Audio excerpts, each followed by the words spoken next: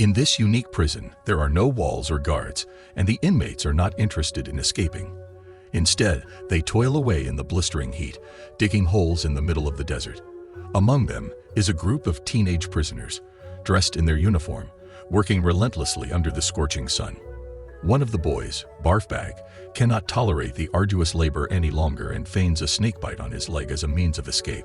Meanwhile, in a nearby town, a bizarre incident occurs as a pair of sneakers falls from the sky and hits a boy named Stanley Yelnats on the head, knocking him off his feet. Stanley's family is busy trying to develop a cure for their stinky feet, and upon discovering the smelly shoes, Stanley decides to bring them home. However, on his way, he is detained by the police, who accuse him of stealing the footwear of a famous baseball player at a charity event. When the police take Stanley to his apartment, they are amazed to see an array of shoes occupying every nook and cranny. The police depart the Yelnats' apartment, convinced that the boy's obsession with shoes drove him to steal the famous athlete's sneakers. Meanwhile, Stanley's peculiar family is convinced that their male lineage is cursed, explaining why yet another misfortune has befallen young Stanley Jr. As per court order, Stanley is sent to a detention camp called Camp Green Lake, where he must endure 18 grueling months of hard labor. The camp is situated in a small oasis in the desert, and despite its name, there is no lake in sight. Upon arrival, Stanley is introduced to the warden, who demands that he refer to him as Mr. Sir. The warden warns Stanley that attempting to escape is pointless, since there is no water to be found for hundreds of miles, and the harsh desert conditions are full of venomous reptiles and predators that will lead to certain death. Stanley is issued a prisoner uniform and a shovel, and is informed that his daily duties entail digging holes in the desert from sunrise to sunset. The correctional camp psychologist, who goes by the nickname Mother, introduces Stanley to his assigned squad of boys, all of whom only respond to their respective nicknames: X-Ray, Armpit, Squid, Zigzag, Magnet, and Zero. Zero, the smallest of the group, earned his moniker because of his perpetual silence, as his mind seems to be filled with nothing but zeros. The boys initially treat Stanley with disdain, as he replaces Barfbag, who had been bitten by a rattlesnake earlier. During lunch, Stanley shares the story of his unjust imprisonment, explaining that he was falsely accused of stealing baseball player Clyde Livingston's sneakers, which the athlete had donated to an orphanage. Upon hearing Stanley's story, Zero breaks his silence for the first time and inquires if the stolen sneakers had red crosses on them, to which Stanley confirms his suspicion. Later that evening, Stanley recollects the tales his father shared about their great-grandfather, Stanley Yelnats I. The patriarch was responsible for initiating their family's curse after amassing a fortune in the stock market, only to be swindled by a woman nicknamed Kissing Kate Barlow. Kissing Kate and other bandits once roamed the Wild West, and Kate was infamous for kissing her victims before taking their lives, leaving behind a bright trail of lipstick on their faces. Before his fortunes dwindled, Stanley Yelnats I worked as a pig farmer in a Latvian village and fell in love with his owner's beautiful daughter. Desperate for advice on how to win her heart, Stanley turned to the local fortune teller, Madame Zeroni, who advised him to forget about it and instead travel to America, where his destiny awaited. Stanley was deeply in love with a girl and did not heed the advice given and went to ask for her hand and heart from her father, only to be refused. Seeking guidance once more, he returned to the fortune teller, who suggested a plan to win over the father's approval. Stanley was to take a little piglet up the mountain daily to drink from the stream, and as it grew bigger, he could present it to the father in exchange for his blessing. Following the fortune teller's instructions, Stanley returned with a grown pig and offered it to the girl's father. However, the girl proved to be foolish, as she was unable to choose between Stanley and another suitor who had also given her a pig. Disappointed by her foolishness, Stanley decided to follow the fortune teller's initial advice and left for America to start a new life. However, he forgot the promise he made to take Madame Zeroni up the mountain and give her a drink from the stream to gain strength and youth, which resulted in a curse on his entire male lineage forever. Stanley began to work at a camp where he noticed that none of the boys knew why they were digging holes. One day, Stanley found a fossil and gave it to the camp's psychologist, hoping to be granted some time off for his find. But he was told that the warden did not care about fossils and that the land used to belong to the warden's grandfather, who ruled the town 100 years ago. The story then goes back in time to when a man named Sam sold miracle onions to cure all diseases and scare away poisonous lizards.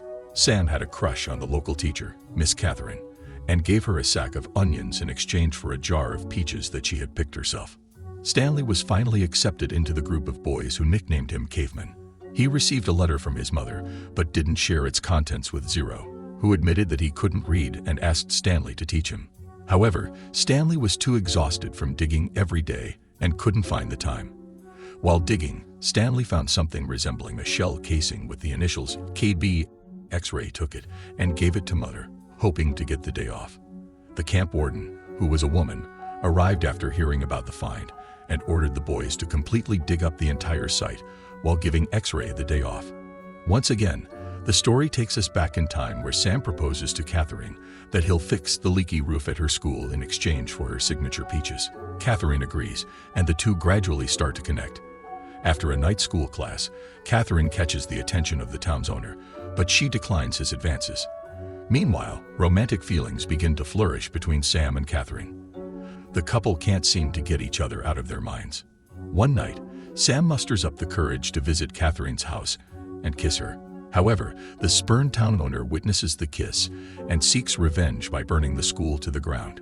Catherine seeks help from the local sheriff, but he taunts her, saying that Sam will soon be executed. Later, Sam is shot in his boat in front of Catherine. She goes back to the sheriff to avenge his death and kills him, leaving town and taking on the name Kissing Kate. Years later, the granddaughter of the town owner inherits his temper and forces teenagers to dig for Kate's treasure. Mr. Sir distributes water to the boys, and during one of his deliveries, a boy named Magnet steals a bag of seeds from his truck. When Mr. Sir notices the loss, everyone panics, and the bag of seeds spills at Stanley's feet. Despite the danger, Stanley doesn't reveal any names and takes the blame.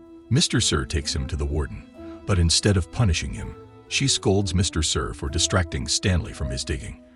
Later, Stanley discovers posters in the warden's office about Kissing Kate's search. Stanley's heroic act makes him popular among the boys, and he offers to teach Zero how to read and write in gratitude for digging a hole for him.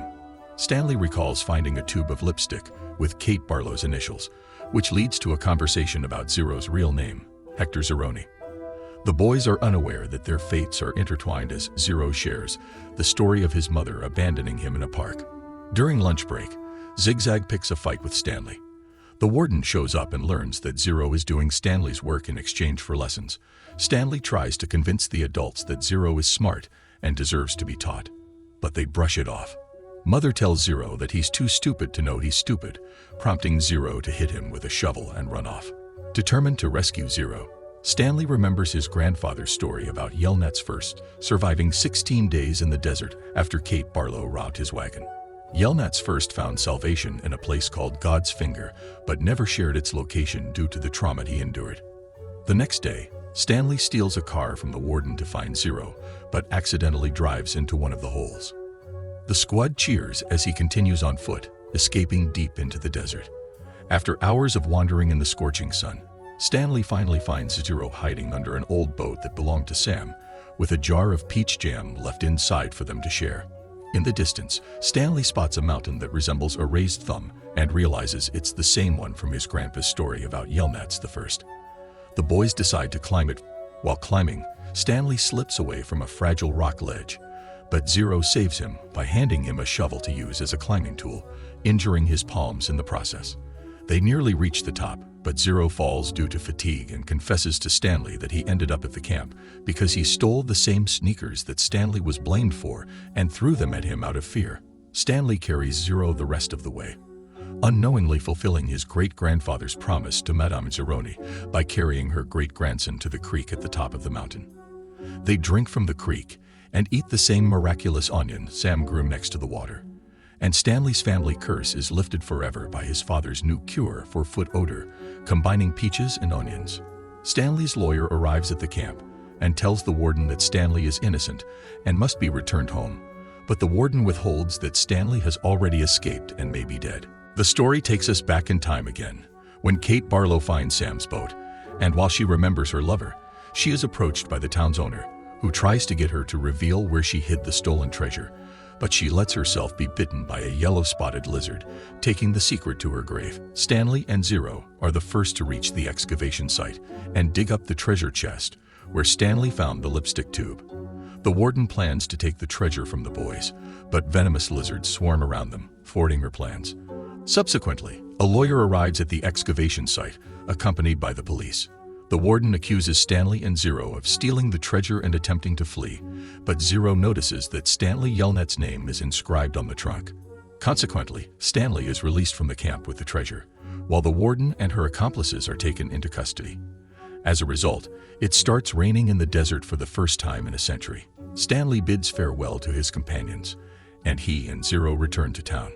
At home, Stanley divides his great-grandfather's treasure between his family and Zero. Eventually, Hector locates his mother, who has been searching for him all this time. The boys become neighbors and invite all the released camp kids to visit.